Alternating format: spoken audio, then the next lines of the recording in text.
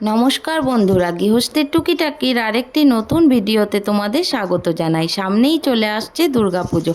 ঘর ঝাড়াঝাড়ি মোটামুটি সবাই শুরু করে দিয়েছে, আমিও শুরু করেছি।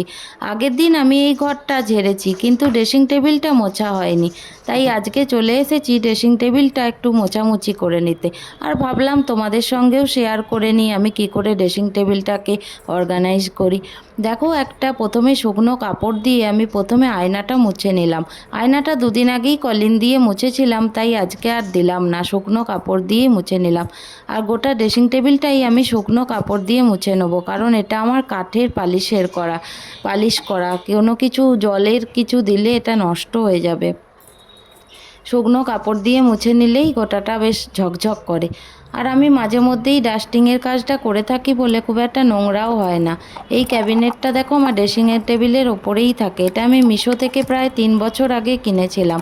প্রথম তাকটার মধ্যে আমি সব টিপের পাতাগুলো রেখেছি ডেলি ইউজের, আর তারপর এই ব্যাক ক্লিপ দুটো রেখেছি, আর তারপর লিপস্টিক, কাজল আর বোরোলিন তো সবার ঘরেই একটা থাকবেই। তারপরের তাকটায় আমার আছে দুটো ছোট ছোট ক্ল্যাচার, কিছু গার্ডার, আর এই কালো গার্ডারটা আমি রাতের বেলা শোবার সময় চুলটা বেঁধে শুই। আর ওপরে একটা বডি স্প্রে রেখেছি। দেখো, এটা এবার আমি রেখে দিলাম ওপরে। তারপরে রুম স্প্রে রেখেছি একটা। তারপর একটা ট্রের মধ্যেই আমি ডেলি ইউজের যাবতীয় জিনিসগুলো রাখি, যাতে ড্রেসিং টেবিলটা ঘষা খেয়ে দাগ না হয়ে যায়। প্রথমে দেখো, আমি একটা ফুলদানি রেখেছি। ফুল ছাড়া তো ড্রেসিং টেবিল একদম অসম্পূর্ণ বলে আমার মনে হয়, ফুলদানিতে ফুল রাখতেই হবে। তারপর দেখো, একটা সানস্ক্রিন লোটাসের, তার সাথে মামা আর্থের ময়শ্চারাইজার, আর এই চিরুনি হোল্ডারটার মধ্যে আমি চিরুনিগুলো রাখি যাতে এদিক ওদিক না হয়ে যায়। এই কাঠের চিরুনিটা আমি সিকিম বেড়াতে গিয়ে কিনেছিলাম, তারপর থেকে ওটা আমি ব্যবহার করি। আর আমি লিকুইড সিঁদুরই বেশি ব্যবহার করি, ওটাও আমি চিরুনির সাথেই রেখে দিলাম। আর এই ডাস্ট সিঁদুরটা আমি কখনো কখনো ইউজ করি, সেইটা আমি একটা কৌটোর মধ্যেই রেখেছি যাতে এদিক ওদিক ছড়িয়ে না যায়। আর তার সঙ্গে একটা ছোট্ট ভেসলিন আর নেল রিমুভার। আর নেল পলিশগুলো দেখো একটা কৌটোর মধ্যে সাজিয়ে রেখে দিই, যাতে ওগুলো সব সময় পড়ে না যায়। এর মধ্যে এইভাবে সাজিয়ে রাখলে কিন্তু এগুলো পড়ে যায় না কো। আর তার সঙ্গে একটা আইলাইনার আর একটি লিপ গ্লস, এটাও রেখে দিলাম। দেখো, এগুলো সব কিছু এই একটা ট্রের মধ্যে সুন্দর করে সাজিয়ে রাখলে দেখতে ভালোই লাগে। আর আমি ডেলি এই ক্ল্যাচারগুলো ব্যবহার করতে খুব ভালোবাসি, সেই জন্য ক্ল্যাচারগুলো সামনেই রেখেছি আর এই ট্রেটার সামনে আটকে দিয়েছি। দেখো, দেখতে বেশ ভালোই লাগছে। তারপর চলে এসেছি নিচের তাকে। নিচে এরকম কাচের একটা শোকেস আছে, তনুত্র পাউডারটা পড়েছিল, রাখতে ভুলে গেছিলাম, ওটাও রেখে দিলাম। তারপর দেখো, আমার এই টেবিলটা মোটেও ছোট নয়, বেশ 4টে এখানে ড্রয়ার আছে এবং বেশ বড় বড়, তার ফলে সমস্ত জিনিসটাই আমি কিন্তু খুব সুন্দর করে রাখতে পারি। এই হারটা দেখো, আমি অনেক দিন আগে কিনেছিলাম, বহুবার পরেছি, কিন্তু একটুও রং নষ্ট হয়নি। এই ড্রয়ারটার মধ্যে আমার সমস্ত হারগুলো থাকে। আর এইখানে ক্রিস্টালের কিছু হার এই কৌটোটার মধ্যে আমি রেখে দিয়েছি। যে কোনো কৌটো, বালা, হার কিনলে যে কৌটোগুলো থাকে সেগুলো আমি ফেলে দিই না, ওগুলোর মধ্যেই আমি সাজের জিনিসগুলো সব অর্গানাইজ করি। দেখো, এই লকেটটাও আমি একবার কিনেছিলাম, ক্রিস্টালের হারের মধ্যে এই লকেটটা দিয়ে আমি পরি। আর এই একটা কৌটোর মধ্যে আমি সব মুক্তোর হারগুলো রেখেছি। সব এইভাবে যদি সাজিয়ে সুন্দরভাবে রাখা যায় তাহলে কিন্তু আমরা সহজেই হাতের কাছে পেয়ে যাই, আর পুজোর সময় আমাদের সাজতেও কিন্তু বেশ সুবিধা হয়। দেখো, আমি নিচের ড্রয়ারে চলে এসেছি। নিচের ড্রয়ারের মধ্যে এই সেটিং স্প্রেটা আছে, আর খোপা করার এই ক্লিপগুলো আছে, আর সঙ্গে টাইটানের ঘড়িটা রেখেছি। আর একটা দেখো, বক্সের মধ্যে, এই বক্সটা হচ্ছে আমার ছেলের ইনহেলারের বক্স। এটা আর লাগে না, ওর এখন আর ইনহেলার ইউজ করতে হয় না। তাই আমি এই বক্সটা ফেলে না দিয়ে সমস্ত গোল্ডেন জুয়েলারিগুলো আমি এই বক্সের মধ্যেই রেখেছি।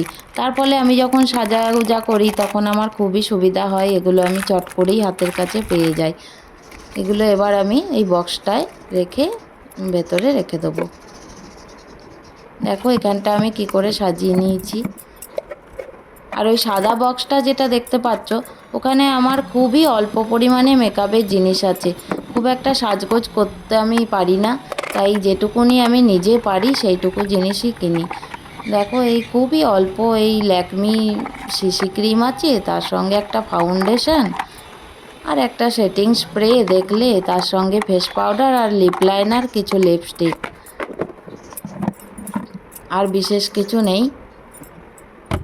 আর যেটুকুনি যা বাড়তি জিনিস আমি এখানে পরিষ্কার করে যেগুলো ব্যবহার করি না আমি সব ফেলে দিয়েছি। ওইগুলো অযথা আমরা রেখে দিই জমি জমি, অনেক কিছুই ফেলতে চাই না, কিন্তু ওগুলো আমাদের জায়গাটাকেও অনেক নষ্ট করে। আর তার ফলে আমরা যখন সাজাগোজা করি কিছুই খুঁজে পাই না হাতের কাছে। এখন দেখো খুবই সিম্পলের ওপর, সব সময় তো সোনার জিনিস পরা যায় না, তাই বাইরে কোথাও গেলে এই রকম বালাগুলো লাগেই, পলা এই বালা এগুলো আমি কিছুটা, এগুলো এখানেই এক জায়গায় রেখেছি, এই ড্রয়ারটা টানলেই এগুলো আমি পেয়ে যাই।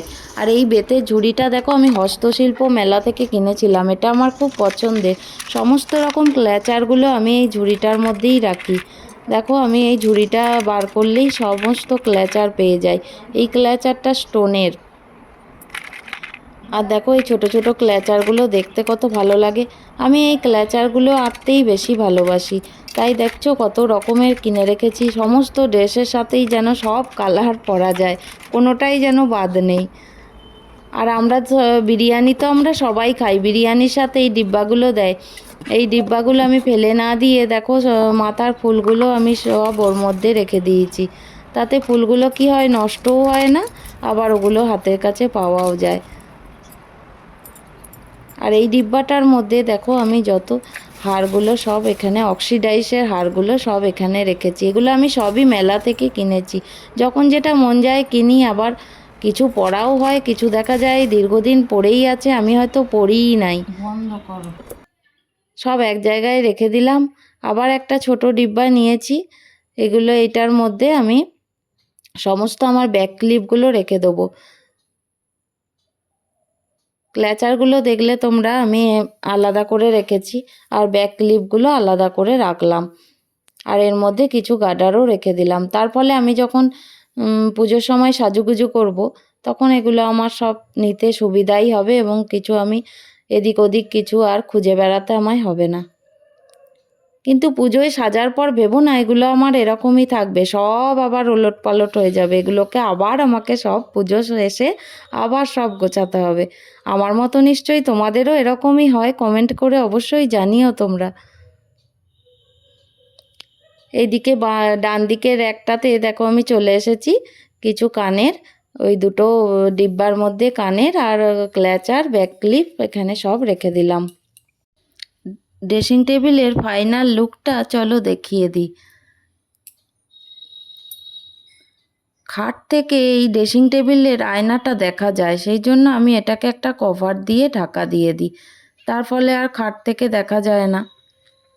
আমার চ্যানেলটা যদি তোমাদের ভালো লেগে থাকে প্লিজ সাবস্ক্রাইব করে দিও, লাইক কমেন্ট শেয়ার করে তোমরা আমার পাশে থেকো।